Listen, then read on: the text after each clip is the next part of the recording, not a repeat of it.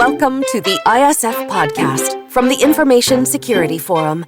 The ISF Podcast is hosted by ISF CEO Steve Durbin, and every episode he brings listeners features timely conversations, practical insights, and resources for global cybersecurity professionals. I'm producer Tavia Gilbert. Today's episode features Steve's recent presentation to ISF members on emerging threats for next year. He offers a picture of the evolution of cyber and the resulting challenges and opportunities for security professionals in 2024. Those of you that normally tune into these sessions will know that in the past I've tended to look at very specific threats. I'm going to be doing something a little bit different this time. So what I wanted to do was to look at the overall market evolution and then zero in on three key areas that I think are going to be challenging, not just for security professionals, but also for businesses in 2024. Then what I'm going to do is offer up some suggestions as to how we might better deal with those and finish up then just summarizing that.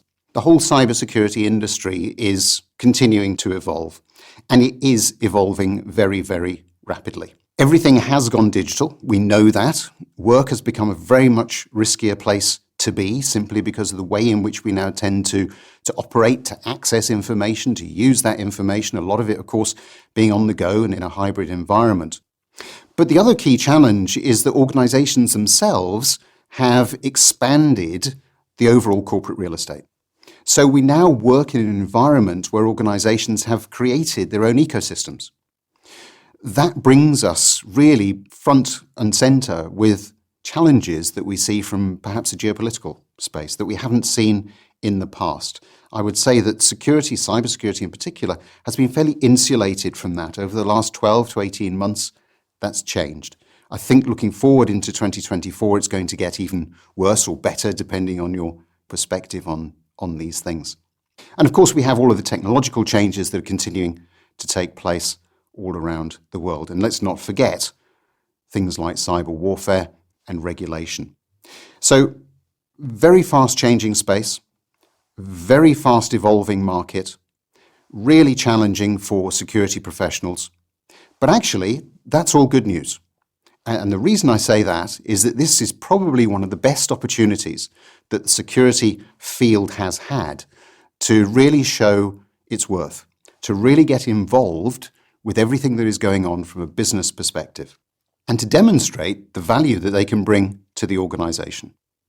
But of course, that comes with risks. And we really have to, I think, focus on how the movement, very fast movement into this fourth industrial revolution is going to shape the way in which we operate, not just as companies, but also as individuals. What happened with the pandemic and post-pandemic, I think, has pretty much solidified for a lot of organizations the notion of hybrid working. From a security standpoint, of course, that pushes control even further away from the center. So what threats does that bring for us? What about artificial intelligence? What about regulation? And how do we manage all of those different opportunities on the one hand, but of course threats on the other? So for the three areas that I'm going to be looking at this year, I've pulled out data, artificial intelligence, and regulation. And what I'm going to do now is go through each of those and really highlight some of the opportunities, as I say, for security in each of those spaces. If we look first at data, how much of what we actually create on a daily basis, manage on a daily basis, has the potential to disrupt business? How do organizations really prepare to manage things like confidentiality, availability of data, of course, and maintaining data quality in a hybrid environment, in a very different environment, in an environment where we're working with very many third parties, where data has a value, but the value of some of it could well be diminished simply because we're creating so much. How do we understand better what is good data, what is data that we want to keep, and data that actually we'd be far better off getting rid of? So one of the questions I think we ought to be asking ourselves is, are we really ready for some of the challenges that are presented with these swelling data stores, this overall range of information that is being gathered. What is the role of security in that? Now, the traditional perspective, of course, will be that security is there to protect the information. There's a clue in the name, information security. But increasingly, businesses are looking for more than that. They're looking for ways in which they can exploit and use that information. So whose role is that? Is that the security professional who has traditionally always looked at securing the information, making sure that it's available, ensuring its confidentiality and integrity? Is that in conflict with what perhaps chief executives and boards are asking for in terms of how they might use data? That's one of the big challenges and big questions that I see for 2024. The very role of information security and cybersecurity in this particular data setup, where the expectation from the business may be inconsistent with some of the ways in which they are now structured, is something that we all need to at least confront and come to an agreement on. And there are different solutions in all of this. We could say that cybersecurity and information security will remain separate. We could try and blend the two. There are pros and cons. But what's important in this place, I think, is for us to at least have the conversation around what are we doing with our data, whose responsibility is it, and what are we going to do in the event of threat actors actually shifting attention towards manipulating data, because they will do that. If we become very much more dependent upon using data to make business decisions, whether or not we go into a new market, whether or not we produce a new product, that will have value. And so the big challenge for me, and has been for some time now, and my biggest concern, I suppose, when I look at data, is how do we preserve the integrity of it? And that, of course, leads on quite nicely to the whole issue of artificial intelligence, AI.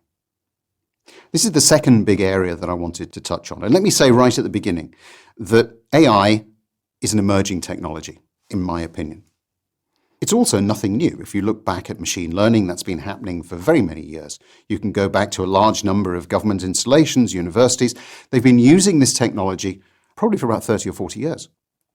What is different, I would suggest, is that in 2023, we saw the arrival of ChatGPT at a massive scale. And suddenly, people started asking questions about what that might mean. We started to become concerned about the future of work, about potentially new associated threats. And a lot of the noise that we've been seeing has been around whether or not AI represents some existential threat to humanity. But if we roll it back from that, because that's a pretty big issue to deal with, and look at it from a company perspective, from a business standpoint, how do we actually deal with the situation where businesses are indeed experimenting with AI? How do we make sure that what we're doing within our own companies, and there will be very many marketing departments listening to this potentially that will be thinking, yes, we're using that. We're starting to explore some of those things. Research departments that are listening that are thinking, yeah, particularly if I'm in the medical space, I'm using AI as an integral part of my research process. How do we ensure that we stay on the right side, not just today, but into the future as well? It will require us to share a lot more information. Think back to what I was just saying about data. AI thrives on data. For AI to really fulfill its potential, it needs a lot more data than it's getting at the moment. So how do we give it that? How can we be transparent? And then, of course, we've got regulation that comes in, because there is a concern as to how AI might be used. Now, from the security standpoint, what's that got to do with the profession? Well, I would say everything. Because as I said just now, data is what fuels AI. And if you're using data in any way, shape or form, that is an information security issue, and increasingly a cybersecurity issue. So we have to pay attention in 2024 to some of the governance that we've got around that. Very many boards of directors talk to me today about what they should be doing, trying to understand some of the implications of AI and the way in which they would ideally like to use it, not just today, but into the future as well. And make no mistake, boards have a key role to play in the way in which artificial intelligence is being used in the organization. And security is integral.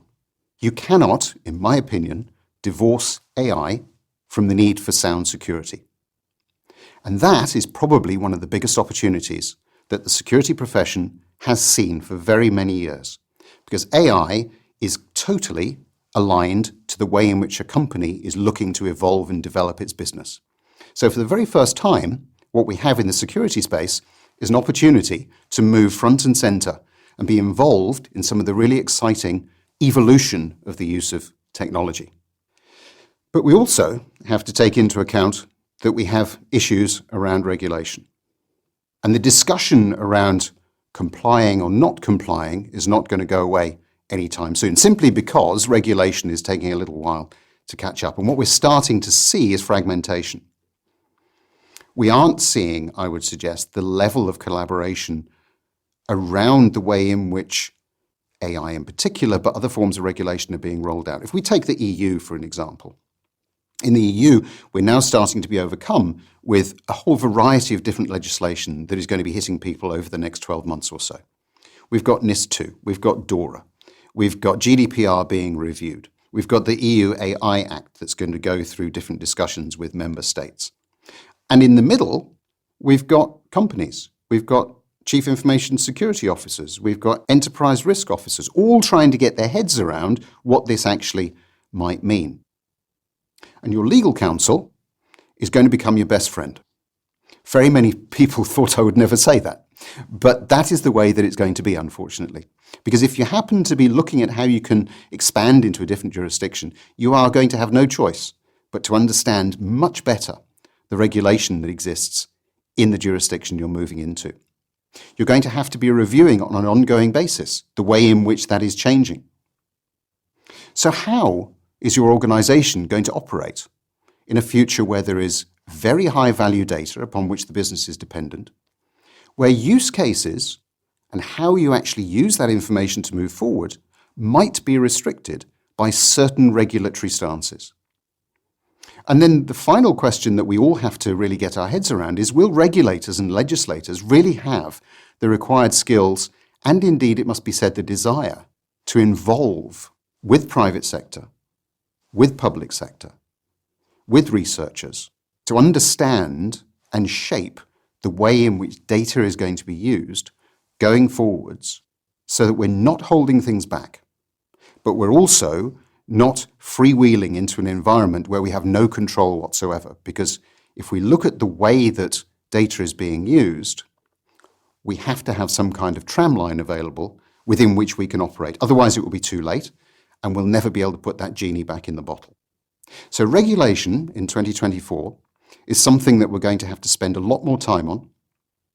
The risk is that we will fall into the need for compliance, and compliance never means good security. Compliance means that we can tick a box, and that isn't where I think we should be going in 2024. So what does the business need to know about all of this? Well, cyber leaders really have to start presenting security issues in terms that the business can understand and act on. What does that look like? It looks like reporting cyber risk in financial, economic, and operational terms, not just technical terms. As a CEO, I have no interest in people trying to explain to me what the technical makeup is of a particular solution. What I am interested in is what impact it has on the business. Is it going to affect my ability to deliver on my strategy? Is it going to affect my ability to satisfy the needs of my stakeholders, whether that be customers or whether that be employees? And how and what do I need to be putting in place to make sure that come the day something goes wrong, I can recover as quickly as possible? That's the challenge for cyber leaders in getting the business on side in 2024, I would suggest. And we need to build in inherent flexibility, because cyber risk will continue to evolve very quickly. Regulatory changes will undoubtedly occur in multiple jurisdictions, and company risk appetites will shift. So given that, what does good actually look like? Well, we need to have a formal and frequent place on the agenda with business leaders in business departments and boards to discuss cyber risk and the implications of it, not just in the three areas that I've highlighted, but importantly for the business. We need to have a very well-rehearsed response plan. This is business continuity planning. Companies are used to it. They're not necessarily used to it in a security environment. We need to understand very clearly and define what the risk tolerance a company has with regard to cyber loss, just like we do with any other type of risk. And if we unpick that one a little bit, that means that we're going to have to work from a security standpoint with enterprise risk. And we need to understand these very critical links between business objectives, strategy, and activities in what is going to become an increasingly complex risk landscape. I mentioned earlier that the board has an integral role to play here, and boards do. They need assurance. They need assurance that the organization is prepared for any unexpected crisis that might come its way. They need assurance that there is a degree of situational awareness across the organization, so somebody is actually watching what's going on. They assume, and indeed need assurance, that some of the basic cyber protection measures are in place. And they read, don't forget, that the majority of breaches, incidents that take place are because of poor cyber protection measures. We haven't updated something. The human factor has opened up a particular gap. Malware has been downloaded. From the board perspective, these are very simple things to fix. Those of us in the security space know that isn't the case, but we need to explain that. We also need to make sure that our boards understand how good practice is being applied for security governance. And that governance piece is the thing that will change in 2024. Because the risks that I'm talking about in terms of data, AI, and regulation are going to bring additional governance questions for boards. As an example, who has authority to make decisions on data use, on data sharing? If it's that business critical, who's the person making that call? If we're using AI, and particularly generative AI, what's our risk tolerance for it? Who's making that decision? And then what regulations do we need to consider? And how is that going to impact information that we have to share, perhaps right the way down our different supply chains? And let's not forget that increasingly boards of directors and directors as individuals are being held liable for some of these things. So we've got a much higher expectation that our security department, that our legal department will protect, will know what we're doing. Because directors start rightly to get very nervous when they can see that they might be in the crosshairs of legislators and regulators. And that actually is a good thing, because from a security standpoint, it gives us access that perhaps we didn't have before. So how do we finish all of this up? We've got a market landscape that is changing very, very quickly and evolving. We've got three key areas that are going to continue to become more complex and problematic: data, AI, and regulation. We've got higher expectation in terms of engagement between security and the business.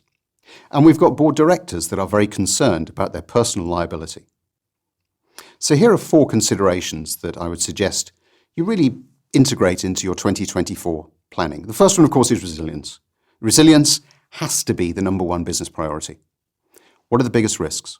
How can we overcome damage that might arise? How can we prepare the organization to respond? The second is risk management, governance, and compliance. And a sound governance framework is key here. That's one of the reasons why we at the ISF keep continually updating our standard of good practice. It provides that overall framework that our members can use.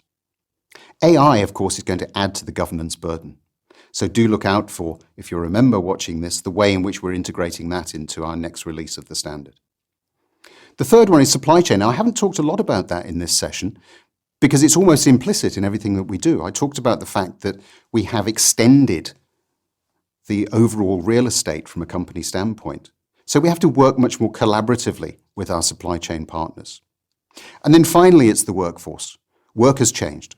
Policies and procedures need to reflect that. We need to be defining clear accountability for data collection and use, along with the way in which cyber risk is being integrated into that, and work very collaboratively, transparently with stakeholders to make sure that everybody understands the role that they have to play in protecting the organization, the data, and the way in which it is used across an enterprise and into the personal environment as well. We'll be back with new episodes in January. And in the meantime, we wish you the happiest holidays. If If you want to help support the ISF podcast, we'd be pleased if you'd give us a 5-star rating and write a quick review. Thanks in advance. And be sure to check out the ISF Analyst Insight podcast, which goes in-depth on the hottest topics in information security. In every episode, ISF analysts hand-select active security professionals from ISF member organizations to discuss how the implementation of ISF research uniquely applies to their real-world context. We hope you'll listen. Check out the show notes for a link. And feel free to get in touch. You can contact us at securityforum.org. The ISF podcast is produced by Talkbox Productions and Tavia Gilbert, with senior producer Katie Flood. Mix and master by Kayla Elrod. Additional support from Mandy Moorish, Oscar Falk, and Brian Wilson. Music by Alexander Filipiak. Thanks for listening.